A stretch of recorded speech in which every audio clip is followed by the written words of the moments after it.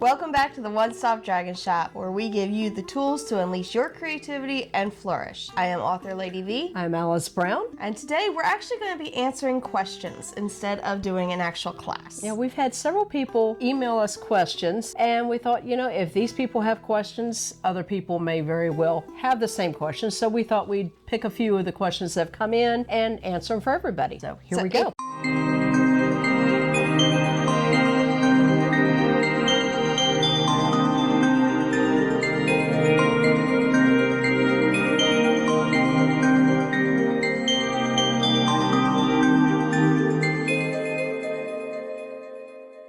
If you have any other questions at the end of this video, drop a comment and we will try to answer those in our next video. Exactly, yes. So one of the first questions that we had was from a young author, or young up-and-coming author, and she said, I see a lot of people talking online about structuring as far as writing goes, where you write for like 15-20 minutes and then take like a 5-minute break, or sprinting, or time blocking. Yeah, and her question was, do you have to do this in order to write a good book? And this is just a personal opinion in my case, and the answer is no, you do not. While many people benefit from this type of writing environment, some of us, like myself, do not at all. If I'm under pressure, I guarantee you nothing but slop is going to come out on the computer. It just doesn't work for me. There's a lot of people who, once they get put under a time zone or a time limit, timeline, they end up going backwards rather than forwards, so everything goes into slow gear. They are not very productive with their time, and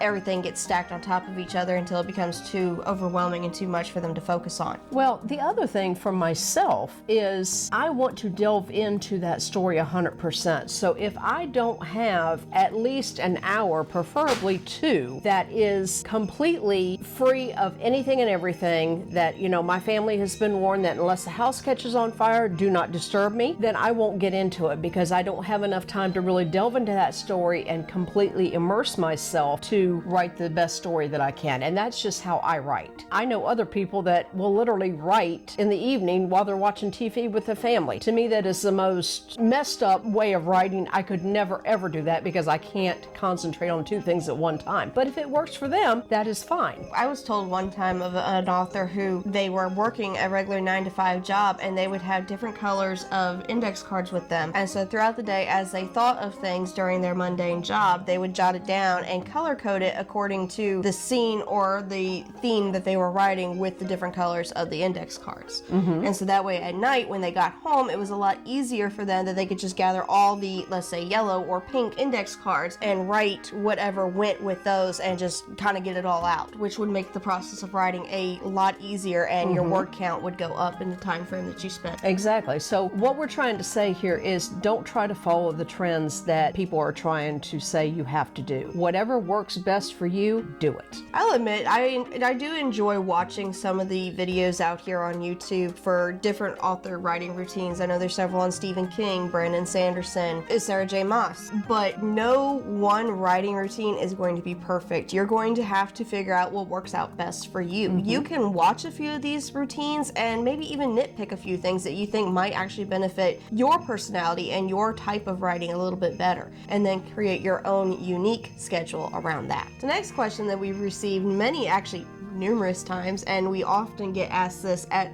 all of our shows at least once, if not twice. How do you write together as a mother-daughter author duo? Does one write a scene or chapter and then the other? I always love answering this question, and no matter how many times I get asked, it is my favorite question to answer.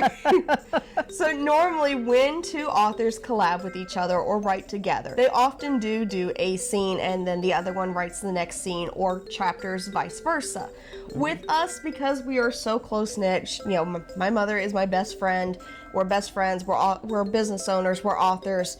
We end up, because we live in the same house, I think also benefits this, we end up sitting down and collabing together. So we verbalize the entire story together. We come up with the idea, we talk it out, and then as we're talking it out, we sit down and one of us starts jotting it down, be it on paper and pen or on a computer. Alice is the faster typer out of the 2 of us, even though I have been working on my speed. She still is the faster of the 2 writers. I still beat you. You still beat me. And so often she will take lead on jotting down the notes or the baseline of the story. But for us, when we're creating the story or talking about a scene, writing a chapter, we're doing it together. We're talking it out as we go. Alice is sitting there typing it because she can keep up with how fast we're talking and building that idea. And then we finish it, we reread through it, and we're like, okay, you know, I kind of think that this needs to be tweaked, or you think that this needs to be added in. And so we kind of go through that way. And in that essence, it doesn't allow the reader to really be able to sit there and go, oh, this is a completely different underlying tone from scene or chapter, however the authors It all originally. gets meshed together. It is with so us. meshed together. I will say that Mr. Brown is one of the few that can come through afterwards and go, this was Lady V's idea, right? Because this sounds sadistic enough that she decided to lop off the head of the vampire. Yes, that was me. I'm the sadistic one. Mom is the emotional one. That's very true. Very true. So unless you can kind of pick out that's about as far as we can be differentiating in our writing tones. Yeah, but we everything literally else write everything together. It's just all meshed together. And it's one of my favorite things. It is. It works for us. It doesn't work for everybody, and I understand that, but it definitely works for us. Our last question is, where do you get your ideas for your dragon personalities? We have an Hold answer that for that. thought. Hold just a moment. So to answer the question is, we actually get the personalities from our dragons based off of our cats. I am convinced that writers who write about dragons Have cats. have cats because their personalities line up so well, or at least in my mind they do. I mean, when you walk around the house and you run into the refrigerator and the cat's just looking at you like, you stupid human. Yeah, that right there is a dragon's personality to me. Well, cats have that sophisticated, I am better than everybody else, regalness that we often imagine go hand in hand with dragons. So the short answer to that is the cats.